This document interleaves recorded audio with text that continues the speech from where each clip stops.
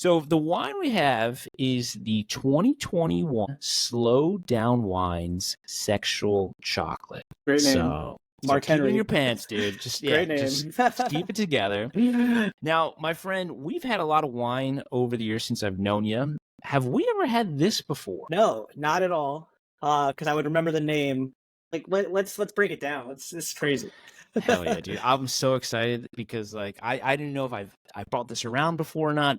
It is a wine that is perfect for you for a lot of reasons. So not only the style, which we'll get to, it's full-bodied red. If people have heard of this wine before, have seen it, you kind of know the deal. I mean, also in the name, sexual chocolate, so it's definitely very palate pleasing. Oh yeah. But also it's very wallet friendly too. So it's sub 30 around that $29.95 price point, and you can get it pretty much anywhere. Like you could get it at grocery stores. I got it at my Whole Foods. I think you got yours at that like a big box retailer, like a Total or something. Yeah, it was $24.99. I was like, all right, hey, I'm about to save one for later. Hell yeah, dude. Bring it to a BYOB event.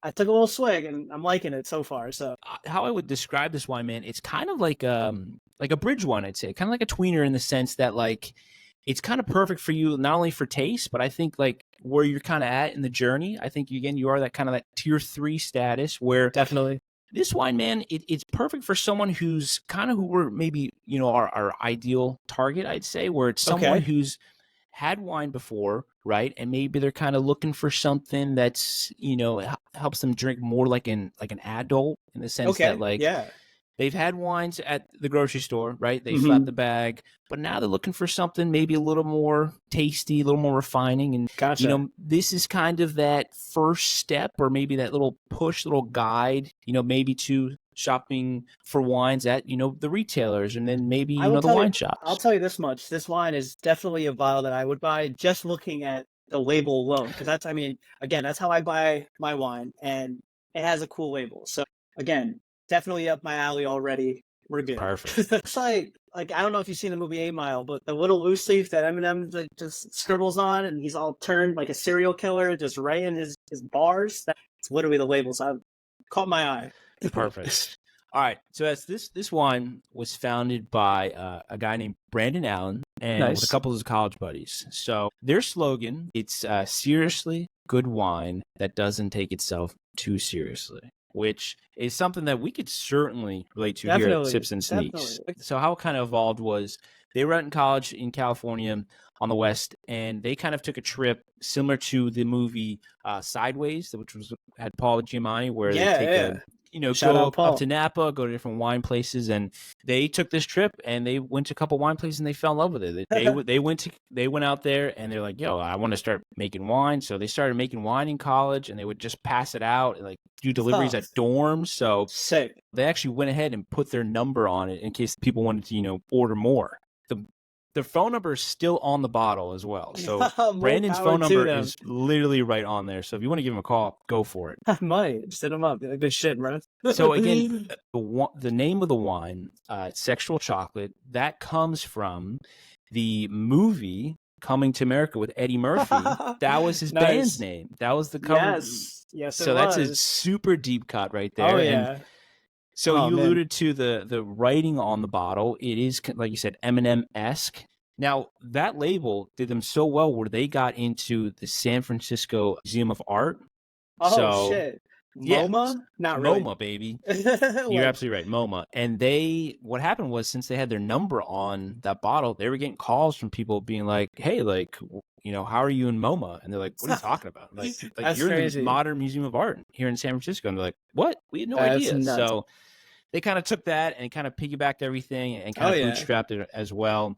And shoe parallel, by the way. There's like Off-White. We did it. We did a little Off-White shoe a couple episodes back. I mean that was in MoMA for a bit, like his drops. So hey, more power to you. It is art. Before art is also subjective, by the way. So it is art. So again, they did allude to it. It's full-bodied red, which again is going to be perfect for my co-host S, who loves Syrah. So We got a blend of Syrah. We got a blend of Zinfandel and Malbec, which we haven't talked to. I'm glad you kind of said you were feeling warm to it on that first taste. So yeah, I fuck with this hard body karate. It's good shit. So you gotta tell me about this. Man, we already got a hard body karate reference. My goodness, we haven't even talked about the look yet. But all right.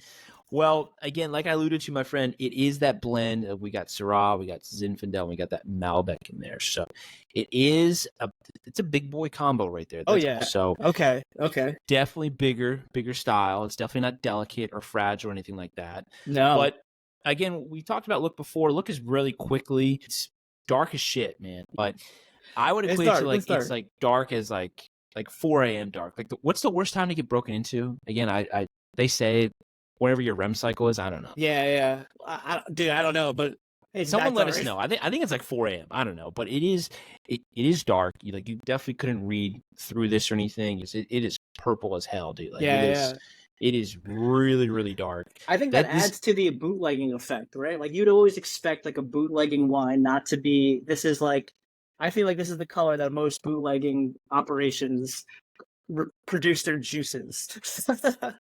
Definitely a dark. Yeah. Is this like fact based, or are we just going out on a whim because you've been around? Not fact based at all. This is from my mind, so it could be way different. But God, I was really hoping you'd be like, yeah, actually, I know a couple bootleggers, and their color looks very similar, regardless of what they're quote bootlegging. But yeah. I mean, again, it is super dark, super purple, super inky. It's gonna stain your teeth. Now let's pivot real quick to smell them. What do you kind of get on the smell? I'm getting, again, not to it's I don't know if you want to pull back from a couple episodes ago, but the bramble kind of smell where it's a little it's a berry. I'm getting a lot of berries, you know, and it's tough. I don't know if I get a ton of bramble. I get more like dark berry. Oh, okay. I get maybe some cherry, some like ripe cherry in there. Okay. It is kind of what you said though. It's a lot of like fruit, a lot of fruit forward. A lot of fruit. Definitely fruit forward. Pause. It's like it's a lot. It's a lot of it's a lot of fruit. What do you do with your fruit, dude? You're like the guy from Dodgeball. You're like Ben Stiller with a pizza. Like with a pizza, he's just holding it against his yeah. I can feel it. I can feel it in my plums. Yeah, I get some plum or something in there. I'll tell you what you don't get. So this might help you out a little bit. So you don't get a lot of like earthiness, right? Not at all. No. This wine could be coming from outer space. Like there's no terroir, which that's a tier 1, tier 2 big term. There's nothing like mineral or soil or anything like that at all. So this is all like a fruit bomb kind of thing. Right. So I'll tell you what, if the tier 3s, the tier 2s will definitely get the fruit. If you want to go like tier 1 level, I get a couple spices on there. I get, of course, with Syrah, I'm starting to get that pepper note. But I'm also getting, if you want to go even more tier 1, I'm sure I don't know if you cooked with this, but like white pepper, which is really good with like. Oh, that's Asian food, baby. Like shit, I have white pepper on deck, dude. It's so hard to find too, and like when you ask people, they're like, "Fuck out of here, bro." Again, primarily it is fruit. It is that fruit bomb. But underneath there's a touch of like a little bit different spice in that pepper. I go white pepper. I get maybe like if you ever like making bacon in a pan, and then you like dump out the grease, and maybe you get a little smell. You walk or you like leave the room and come back. You get that little. Are you a spam guy? Have you ever made spam? I've made spam. It's been a while, but yeah, spam done well. I mean, I can see a well done, just crispy spam oil coming off it. Or with bacon. You don't want the extra fat. It's spam. It's like 99% fat. So, like, dude, I get that, brother. I mean, just wait to the ATZ, bro. You might. Oh shit, your knees might buckle. But also, we'd be remiss to like not mention like a lot of oak. So a lot of vanilla kind of on there. Is that the barrel up there? Do you get like any kind of like subtle chocolate notes on the nose? If you say that like 3 more times, eventually I will. It's like one of those things where like it's like, oh yeah, it smells like, and the name sexual chocolate. Like I could see some chocolate. If you keep saying chocolate while I'm sniffing it, I'll be like, oh shit, it smells like chocolate. I hear that. I get like a little maybe melted chocolate, just a touch of it in there. But again, it's very it's very kind of underneath the fruit, so it is all fruit. So now let's pivot to just overall feel of the wine. So we've mentioned it before. It was on the label. It's thick, boy. Thick with 3C. I would say it's a thick. It's Terry Crews in White Chicks, making my way downtown, walking past. You know what I'm saying? It's thick sauce. That's such a good. It is Terry Crews when like he's just bouncing the pecs. Like it's just like, my God, dude. You got the glow stick and the whistle. And he's just fucking dancing and shit. Yeah. Dude. God, what an enigma. How about him on those Old Spice commercials? Just like everything he does. Cheeseburger Eddie in The Longest Yard. Like I'm a Terry Crews fiend, bro. Him in Training Day. Yeah, rewatch Training Day. He's in that scene where like fucking Alonzo or Denzel's trying to leave the hood, and like he's still shirtless Terry Crews. Like I'm putting cases on all you bitches. yeah. Terry Crews is he's one of those bitches. He's like, hey, fuck out of here. That's how big this wine is. But again, it is also like very soft at the same time, in the sense that like I don't notice anything that's, you know, like too firm, too like astringent almost. Yeah, you know there's what I mean? nothing off-putting about it. Yeah, like some people don't like super bold, you know, flavors. You know, some people don't like their toffee black or like shit like that. And it's definitely here we go. It's definitely a little balanced. I see a little balance. You know what I'm saying? So I help with this. That's what we're looking for. You already said hard body karate, so of course I'm glad. this is kind of right up your alley. Could be wrong. I will say so. I will say, dude, it is. I don't know if I want to go totally balanced, because the reason why it's so approachable on the palate is that like this wine is perfect for someone who's like, I don't drink red wine because it's too dry. I want something sweet.